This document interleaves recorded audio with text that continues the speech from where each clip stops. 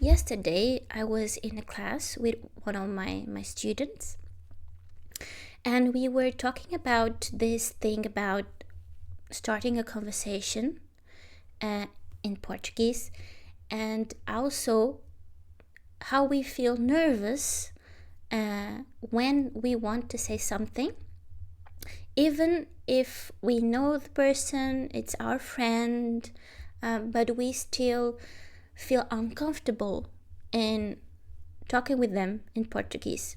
So some of people, including my students, they have Portuguese friends, colleagues, maybe romantic partner, and it happens quite often that they are used to have a conversation with this person, but in English and other language that they have in common, but not in Portuguese. And what they want to do is, okay, I'm learning Portuguese and I want to be able to speak with them in Portuguese. But you feel something, and I feel the same, something that pushes you in the opposite direction. Something that prevents you from actually using the knowledge that you already have, because you have been learning. Even if you learn just a few things, if you remember them, you can and you should start using it. So this happened to me recently because I started exploring Danish, because I'm going to move there next year, very soon. And I didn't know anything about Danish. I didn't know how it sounds like. And fun fact, about 1 month before moving to, before knowing that I'm about to move to Denmark, I made a Danish friend. What a coincidence. 1 month, more or less 1 month before knowing that I'm going to move to Denmark, I made this girl, this Danish friend. And she learned Portuguese before. It's actually a fun story, interesting story. She learned Portuguese in Mozambique. And eventually I told her that we are going to move to Denmark. And she was like, oh, that's so interesting. I just moved here to Portugal, and you are going to move to Denmark. And I told her that I started not learning, but exploring the language. Watching a series, doing some things in a language app. I'm using drops. It's very simple, very easy. I chose 5 minutes a day. It's the free plan. You can choose 5, 10, 15, I think. Just 5 a day. They show you, the app shows you some words a day. Just like that. Very, very simple. And one day I was with her. It was me, my husband, her, and her husband. And I was like, oh, I could say something in this conversation, like she said something and I wanted to say why, because I learned that word. Oh, that would be interesting to say why. And I was like, I don't remember it. It's okay. I don't care at this point. I'm chilling. No pressure. I'm okay with that, because at this point, this is what I should do. Because it's just exploring. Very, very important step when you start learning a language. So I was like, I realized that I felt this thing in me that prevented me to say something in Danish, regardless of my knowledge. I couldn't remember any word in that context that I could use. I was like, oh, this is really weird. I know that I learned 2 words or 3 that I could use here, but I feel that my mind is blocked just because of this idea of You know, we are used to speaking Portuguese and suddenly I just say something in Danish out of the blue. And I felt this thing pushing me back, a puxar-me para trás. And I felt this resistance. And then I tried to do something else. Oh, if this is too much for me, then I thought, is there anything easier for me to do? So I realized that there's one thing that I can do. I told her, oh, I learned this new word in school. I think it was this word, I don't remember. So to overcome this barrier, I found out that if I start telling her, oh, I learned this word in school, which means I'm sorry, this starts breaking the barrier. And then I show her the app, and I did the 5-minute exercise and with her, but she didn't help me. I was just showing her. And I was like, you already know this word. So this breaks the barrier and makes me and her more used to idea of exchange language. And I find it very interesting because I think if I need to say something like on school, I'm sorry, I don't feel this resistance. It's not just about what you know, because what you want to say, you may know it very well. You may pronounce it very well, even if you don't have the confidence. But I feel this resistance in me, regardless how good I am in the language. Even in English, it happens sometimes in a certain situation about certain topics, especially if it's about something that I'm not sure how to say or something that I think I'm going to make a mistake. So I think that I can make myself understood, but I feel this resistance. Actually, with a friend that I have from South Africa, she corrected me when I said I think I said had spoken or something like that. I don't remember the mistake exactly. She corrected me, like very straightforward, and she said, "No, it's not this, it's that." And first I was like, "Oh my God!" And then my attitude was like, "Oh, yes, you're right. It's the way that you were saying now." And I asked for help, and this gave me an opportunity to be humble and ask for help, and admitting that you just did a mistake, or admitting that you don't know something and you ask how to say that also takes away so much pressure from your shoulders.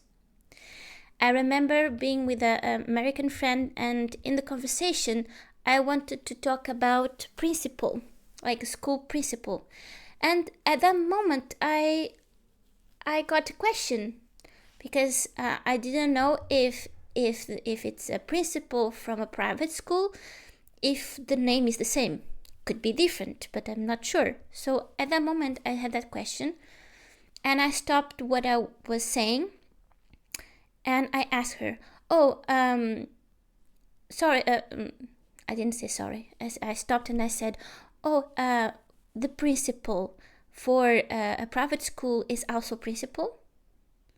Can you clarify this for me? Like, I really open up about my question about not knowing.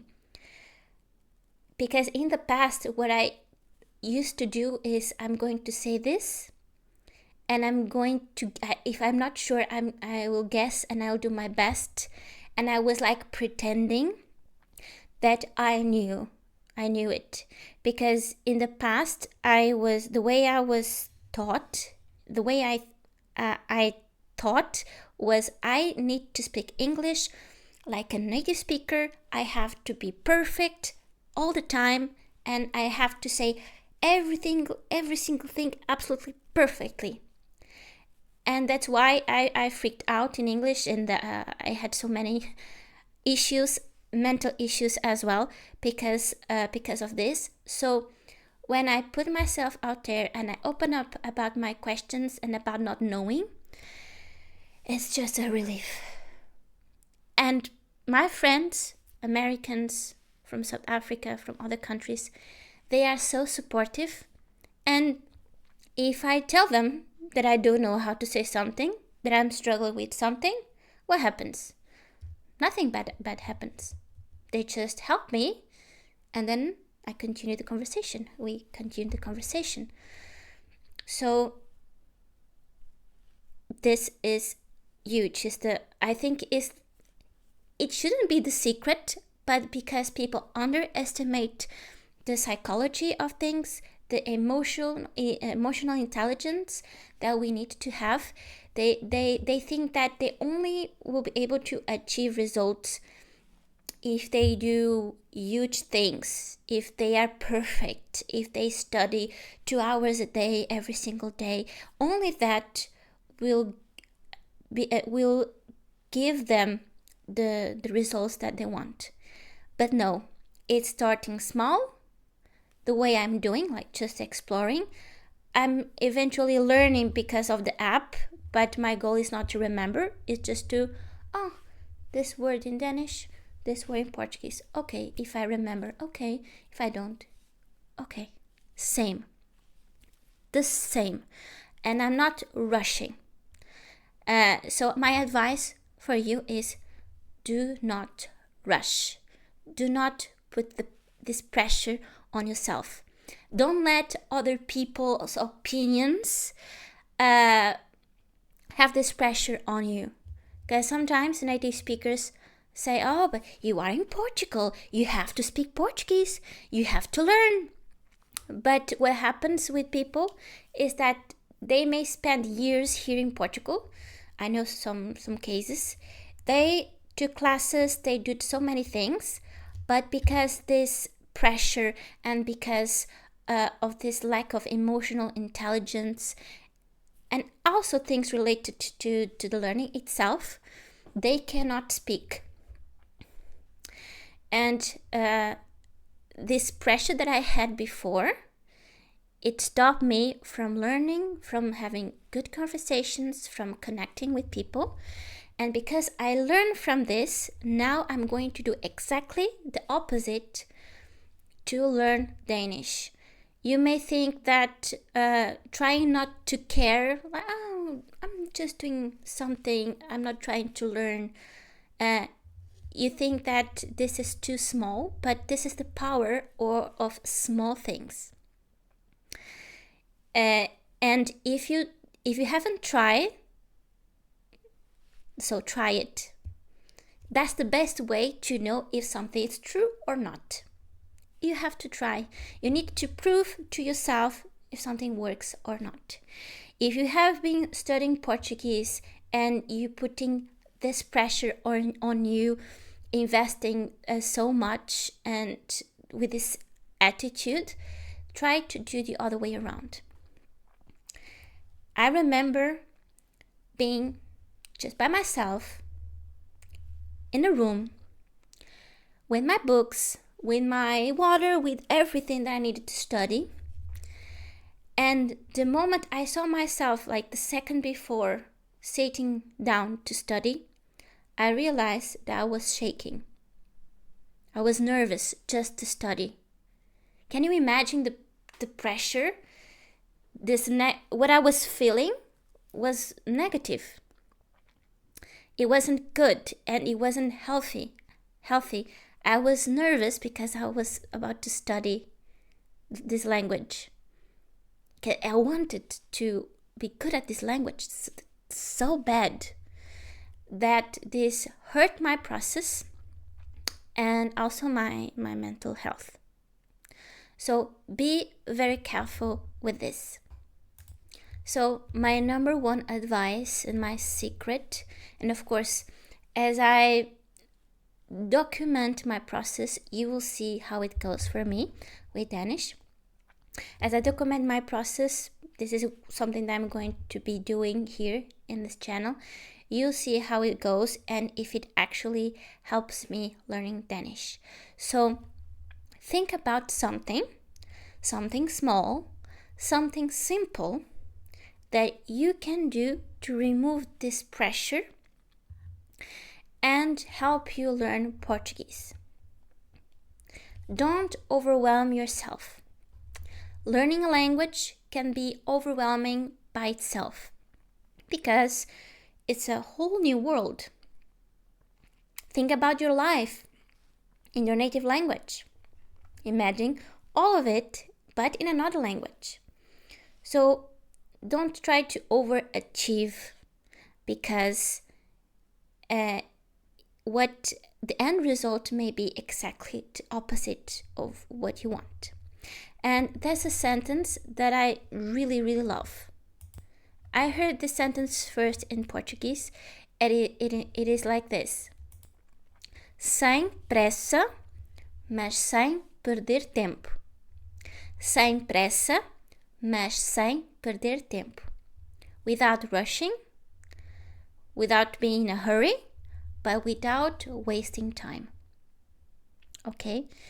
And all these feelings, that negative feelings that we may have because we are learning a language, being nervous, anxious, frustrated, confused, worried about what people are going to think about us, all of this, if you can manage this, probably you will succeed learning this language. Because in my experience as a learner and as a teacher, a Portuguese learning experience designer, what stops people from learning and then they fail there's nothing to do with the language itself. It's because of these negative feelings that people cannot manage, and therefore they eventually stop studying, they stop learning, and even the knowledge that they have, they may know the language, they read and they understand, but they cannot have a conversation just because of these negative feelings, these issues that come when you learn a language and you need to manage them.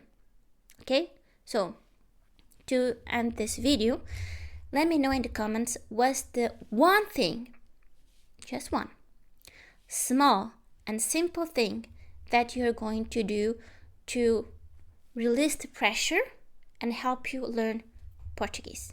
I share with you 5 minutes in this app, drops, just being exposed to it, and I watch a series on Netflix, and that's it. I'm not actively putting effort to learn. I hope you enjoyed this video.